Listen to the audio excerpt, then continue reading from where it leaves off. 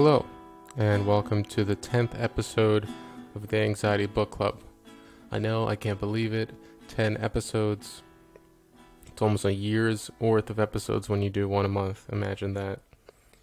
This month, we are taking a look at this book called The Happiness Trap by Russ Harris, Dr. Russ Harris. And my goal with this book is to do it in two parts. It's a long book, and you're encouraged to take it slowly. So we will discuss the first part this month and the second part next month. And notably, for you loyal listeners that often hear two voices on these episodes, this episode will just feature one voice.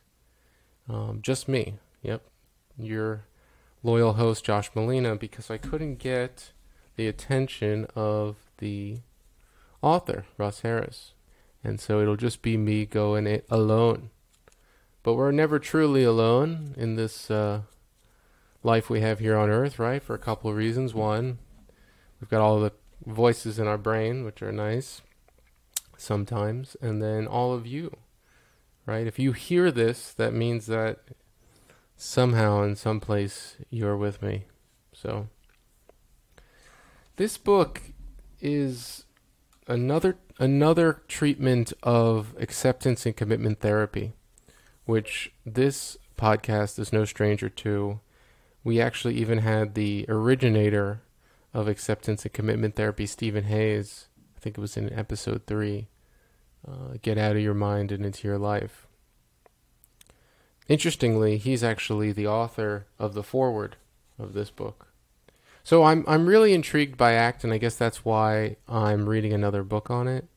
It was also recommended to me by a therapist that I respect a lot. So, yeah, I've been digging my way through the book. The Happiness Trap. Okay, so apparently there's something that we could fall into as human beings that will rob us of our pursuit. There's a quote in the foreword that I liked, that I highlighted. It says, "Like a lion placed in a paper cage, human beings are generally most trapped by the illusions of their own mind." Stephen Hayes. So why read this book? Well, acceptance and commitment therapy, I think, is a powerful framework. And as we can learn in the foreword, there's good reason to be focusing on mental health, which should be no surprise given the current pandemic. The statistics are staggering. I'm reading from the foreword. In any given year, almost 30% of the adult population will suffer from a recognized psychological disorder. 1 in 4 adults will suffer from drug or alcohol addiction. 1 in 10 will attempt suicide. Yeah, so that's heavy stuff, right? Here we are walking around this planet, trying to, when we're not quarantined inside our homes, and we have an amazing capacity in our brains to solve really complex, really difficult problems. We went to the moon. Al Gore created the internet. I'm talking, right? We use language. These are improbable, amazing achievements. And yet, despite our problem-solving ability, we get caught up and we have trouble living day to day in a way that feels pleasant. So according to Russ Harris, the primitive mind was basically a don't get killed device. Don't get killed device. And you know this from listening to the podcast and maybe other readings that you've done. Our brain is this thing inside of our heads, and it's got all these different parts responsible for all these different things, making our heart beat, making our lungs breathe, allowing us to talk, experience emotions, and principally, in large part, avoid danger. And I'm not always the biggest fan of this story about how we have these fight or flight instincts, mostly because we grew up on the savannas of Africa, I guess, and a noise in a bush, which nowadays means almost nothing, or it's mostly a neutral experience to experience hearing a noise in a bush. That same noise in a bush, I don't know, 2,000 years ago, paying attention to it could have been the difference between surviving and mating and having children and dying by saber-toothed tiger attack. Now, I don't doubt the story. I don't have any reason to. I'm not an evolutionary biologist, but it just seems like a little stale. Like, it's not much more to say. Okay, so we grew up under circumstances in which the brain that we have was super, super adaptive, super well fit. And remember, we weren't even living that long, and it kept us alive long enough to spread our seeds, so to speak. But now here we are in modern society. Most things are safe outside of driving and, I guess, coronavirus. And yet we have this hypervigilance. So there lies the problem. Russ Harris makes the distinction between two different kinds of happiness. One that is synonymous with pleasure. So eating, drinking, having sex, petting, watching a movie maybe. And then the other one, which is more about having a meaningful life. Living according to your values, moving in directions according to what we deem worthy. I think that's an okay distinction, right? We don't have words for these two different kinds of happiness. And I think you can probably bet that in this book and in this episode, we're going to be focusing on the second of those two definitions. In order to get there, we need to pay attention. We need to pay attention to what's going on, and we need to find out what our values are so that we can move in that direction and so that we can ultimately build a meaningful life. It seems like we can't make the first one our priority at all times. The fleeting pleasures of, the body or, earthly pleasures, they're just not always around. And if you engage in them too much, like eating too much chocolate cake or drinking too much alcohol, there's negative effects. So, it's just not something we can lean on to keep us feeling good at all times. You should be able to control what you think and feel. This is something he's pointing out as something that people are taught, but which just isn't true. At least to some degree, right? Most of the thoughts that I have, I do not make. I just say that for myself. I think I make some. Like if you meditate and you repeat a mantra over and over again, I like dogs, I like dogs, I like dogs, you might be able to say, okay, I made that thought. But the thought you get, that I'm getting right now, which is that I'm thirsty, I certainly didn't make it. Here's a good one that I really like. Having negative thoughts and feelings means I'm a normal human being. That means if you have negative thoughts and feelings, do you know what that means? It means you're alive. They could do that instead of checking for people's pulses. So there's this distinction specifically about anxiety, which is relevant to our podcast, right? Mine and yours. It is not okay to feel anxious and I try hard to avoid it versus I don't like anxiety, but it's okay to feel it. I think you guys can guess what is the healthier response. You don't have to like anxiety or any of these negative emotional states. But if you can teach yourself that it's okay that they're there, not dangerous, then you're going to have a more easeful life. So none of what I'm saying right now, I think, is particularly specific to acceptance and commitment therapy. A lot of it is just kind of basic mindfulness, which we had a great episode on last month, episode 9. So there's different ways in which we avoid negative feelings. Hiding/escaping, distraction, self-bullying, criticism. So I think these are familiar. Like quitting something might be a hiding or escaping strategy. Distraction, put on the TV, eat all the ice cream. Self-bullying, criticism. I'm not sure if that's a way to escape, but it's definitely an unhelpful way to deal with something that's already difficult. What this book wants to stress, and I think all good books on these topics should stress, is that no one's asking you to be Superman or Superwoman or, super non-gender identifying person. It's fine to eat ice cream. It's fine to eat chocolate. It's fine to watch TV. It's fine to turn the radio on when you're sitting in traffic and you've had a bad day. I think it would be masochistic to ask yourself, it's my personal opinion, to lean into every single unpleasant experience. You just have to, and here's, the unsatisfying answer, you just have to find the right balance. If eliminating unhelpful or unpleasant feelings or experiences is keeping you from living the life that you want to lead, then maybe you're doing too much of it.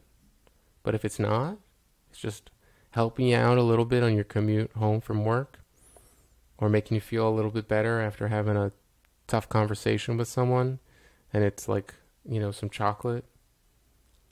I'm not, and, again, and maybe I should start all the episodes this way. I have no license or certification from any organization or institution. I'm just reading these books, and when I'm lucky, talking to the authors. So you can take everything that I say with as many grains of salt as seem appropriate. So this was a question I wanted to ask Russ Harris if he came on, because he mentioned that in the past, and Russ Harris, I guess I didn't give him a proper introduction, but it seems like he is a physician and a therapist. Okay, here's his bio. He's a physician, therapist, speaker, specializing in stress management. He travels around teaching ACT. He was born in England, lives in Australia. He mentioned that he used to eat lots and lots of bags of chocolate chips when I think he was a med student. And I think that made him unhealthy or fatter than he wanted to be. And so that might be an example. That's an example. So if when you're stressed in medical school, you're eating bags and bags of chocolate chips, which honestly sounds pretty fun, not the medical school part, and that's making you feel crappy. Oh, I got a video here. It's making you fatter than you want to be and making you unhealthy, and your values are being healthy or something, then you're distracting too much, right? So it's got to be a case-by-case thing. There's not going to be a prescription that you can be handed for how often you're allowed to distract. Allowed, right? That's not even a helpful word.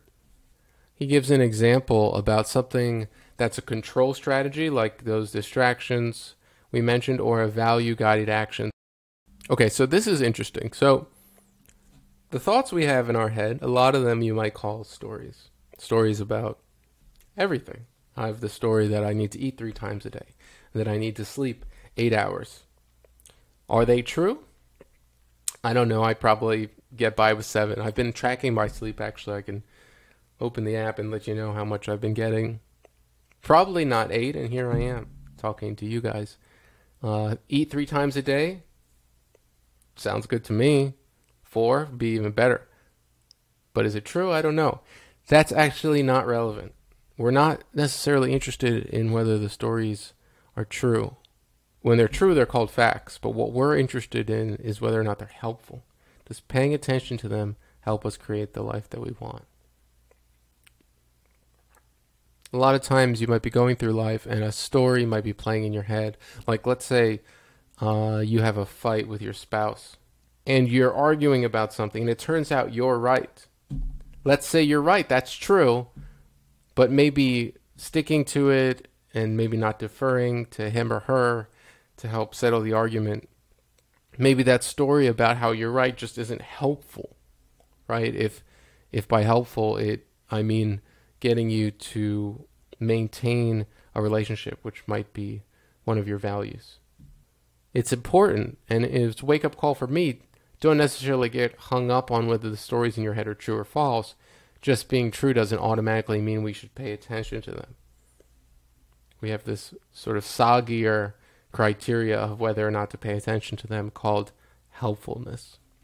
These thoughts or stories can often capture us like a Venus flytrap on a fly. I've been thinking about these a lot because I've got fruit flies in my apartment, and I've been looking at carnivorous plants as an option for how to get rid of them. These thoughts, they capture us like the tiger in the bush. If we don't see them coming, if we have no distance between us and the thoughts, then they just fuse in our brains, and we become sort of like living, action-oriented instantiations of like these thought processes. And if those thoughts are not helpful, then we want to put a little distance between us and them. And that's really a lot of what mindfulness is about. But one technique that Russ Harris recommends, called diffusing your thoughts, is when you notice them, let's say you notice the thought, I am bad, or I am weak-willed. Just some examples of things that come out of my brain.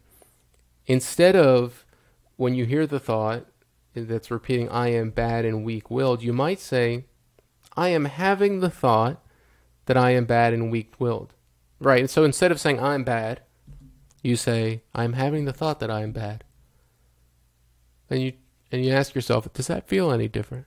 I am bad. I am having the thought that... Well, once you say I'm having the thought that I am bad, it no longer seems like true, necessarily. Now it's clear it's just a thought.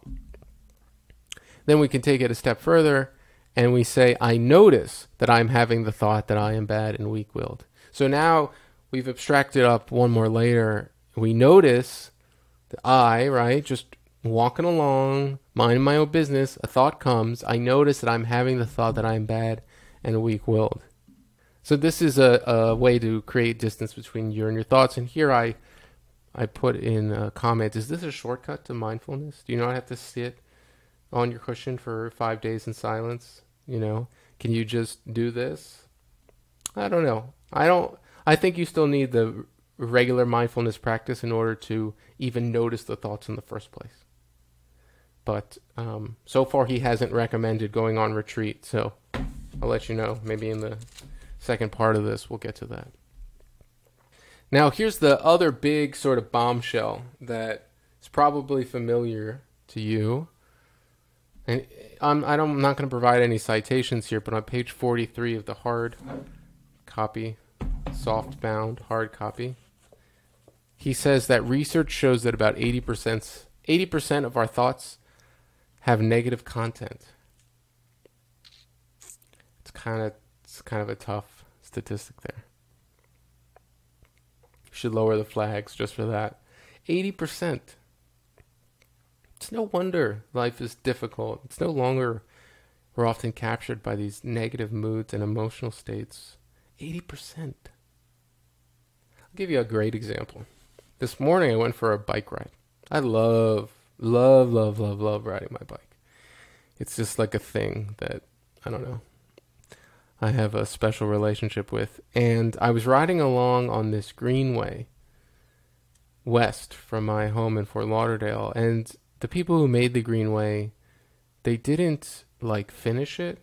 So whenever it goes to a street, there's no like pass over or crosswalk. You have to like dismount your bike, dodge traffic, hop over a median, and then get back on your bike. And I have so much resentment towards the state of Florida and Broward County and the government for not building a society that is for people on bikes and pedestrians, but is for people in cars.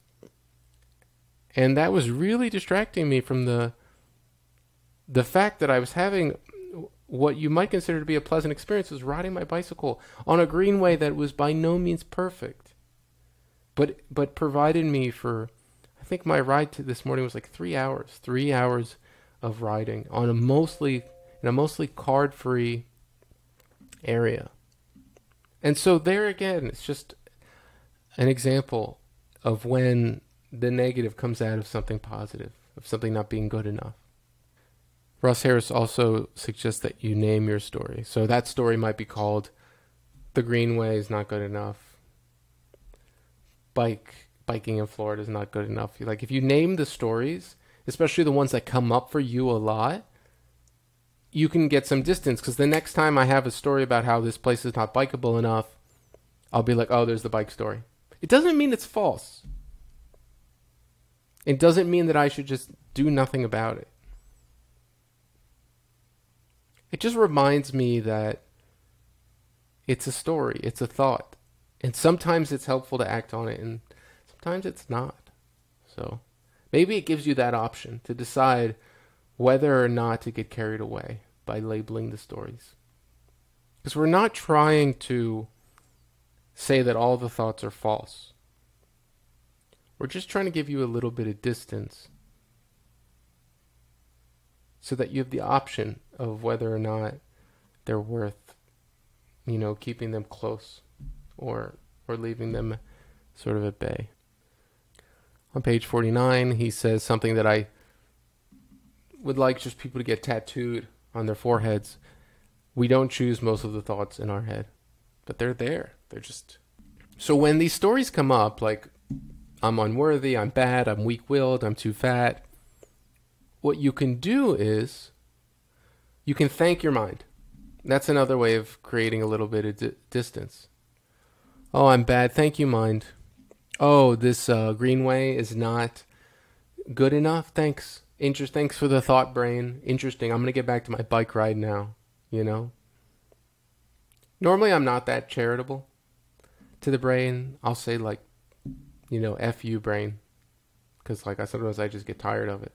But, perhaps at some point on my path, I'll be able to say, like, cool story, brain. You're an amazing storyteller. So I mentioned this word before, fusion, which I think comes out of the ACT literature. And Russ Harris makes a distinction between when it's good to fuse and when it's not. One example of when it's not good is when you're believing an unhelpful thought, like I am bad. What are you going to do with that? Is that going to help you move you towards your value-driven life, towards a life of meaning? I am bad. Oh yeah, one of my values is believing I'm bad. No. But when fusion is good, getting lost in a great movie. Okay? When you're in that zone watching the movie, you probably have like a silly smile on your face, and you're just lost in the story. If you watch movies 13 hours a day, then it perhaps could become unhelpful, but in this case it's good, right? Because why not enjoy your life? This book isn't telling you not to. This is cool, and I'm paraphrasing this on page 85. Our mind, trying to make sure we don't get killed, sees potential danger everywhere: a long line at the bank, a moody spouse, a new job, an unflattering reflection in the mirror, you name it. Now, this might just be for people with anxiety disorders. I don't know. I have one. I can't really speak to people that don't. But it's the confusion that takes place when the suboptimal feels dangerous. A long line at the bank. Oh, this line is so long. I'm going to have to sit here with my thoughts for like 30 minutes, and I'm going to get all frustrated and sweaty, and I'm hungry, and maybe I'll be late for work, and my boss will yell at me. All those like what ifs, that whole chain of reasoning, that was probably appropriate when it was like, there's a long line at the river this morning. There might be a tiger that might come to eat me while I'm waiting for this line. I think I'll come back later when there's less people here. But here in modern life, it's not helpful because there's no danger there. A moody spouse, a new job, all these things are scary. But in fact, there's no danger there. Remember, having negative emotions doesn't mean there's something wrong with your life. I think it means there's something right with your life, namely that you have a life. He talks about urge surfing, right? The urge to yell at your partner or have a big bowl of cookies. They, like mood states and other feelings, we can surf them. And you know what? They dissipate. Now, I don't have much personal experience with that because when I have a hankering for a bowl of cookies, most times I act on it. But apparently, if you don't, at some point you will stop craving cookies. So I'll leave that to you, dear reader or listener, to find out if it's true or not. So here he has a mnemonic device that can help us. It's ACT. It's the ACT acronym. A, accept your thoughts and feelings. They're just thoughts. They're just feelings that can't hurt you. Connect with your values. We haven't really discussed values and how to get them. Maybe the second part of this book will have that. And T, take effective action. The ultimate aims of the practice, inspired and taught here in this book, The Happiness Trap, is to be aware of your feelings but not preoccupied, to accept them fully, allow them to come and go, to focus on them if and when they are helpful, to do so not when they're true, just if they're helpful, and no matter what you're feeling, keep on doing what you value. I think that's maybe resilience. This is interesting. I like this quote. The thinking self is rather like a time machine. It continually pulls us into the future and the past. Right? This gets stressed a lot when you read these kinds of books. The past doesn't exist anymore. The future never gets here. All we have is now. The thinking self is constantly worrying about the future, regretting something from the past. So it's kind of like a time machine. I don't know if that's helpful, but I read I think in the Stephen Hayes book, there was a mindfulness exercise where you'd put your finger on your thigh, and as you're meditating, if you have a thought that brings you into the future, you move your finger to the right. It's like, oh, future thinking. And when you have a thought that is about the past, something you should have done better, or whatever, anything about the past, you move your finger to the left. And right, it's a time machine. So we're encouraged to live in the present. As trite as it sounds, it's really the only time that exists. So that's part one. I think we're going to end it there. Thank you.